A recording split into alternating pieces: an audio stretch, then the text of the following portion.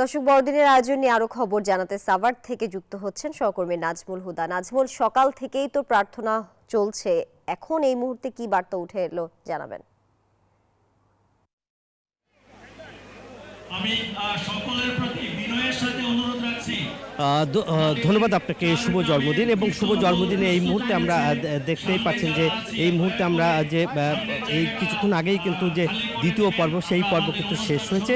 এবং আমরা যদি একটু দেখাই যে এখানকার যারা গির্জায় যারা এসেছেন এবং তারা কিন্তু দেখতেই পাচ্ছেন যে এই জায়গায় যে দ্বিতীয় পর্ব কিন্তু যে শেষ হয়েছে এবং খ্রিস্টানদের সবচেয়ে বড় যে ধর্মীয় উৎসব, সেই ধর্মীয় উৎসবের শেষ মুহূর্তে। এবং আমরা যদি দেখি যে আইন শৃঙ্খলা বাহিনী নিরাপত্তার চাদরে কিন্তু পুরাটাই ঢেকে দিয়েছে। এবং যেহেতু বড়দিনকে ঘিরে কিন্তু যে বড় ধরনের উৎসব, সেই উৎসব কিন্তু চলছে এবং বিগত 2000 বছর ধরে কিন্তু এই উৎসব চলছে। এবং এই উৎসবকে ঘিরে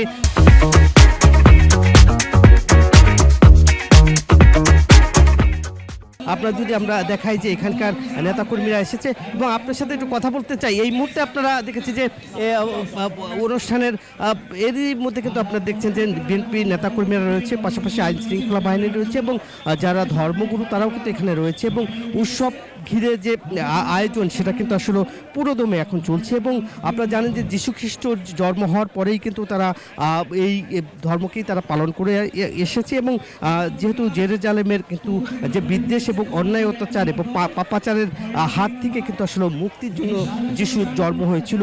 এরই মধ্যে কিন্তু আপনারা দেখতেই পাচ্ছেন যে আমরা যদি একটু দেখাই যে এখানকার যে আয়োজন বা নেতাকর্মীরাও রয়েছে, আইন শৃঙ্খলা বাহিনী রয়েছে এবং তারা কিন্তু আসলে এইখানে দেখতেই পাচ্ছেন যে তারা রয়েছে। এবং যে এখানকার যারা খ্রিস্টান পল্লীতে যারা রয়েছে তারা কিন্তু এখন পুরাপুরি এখানে রয়েছে। এই ছিল আমার কাছে গির্জার সর্বশেষ খবর।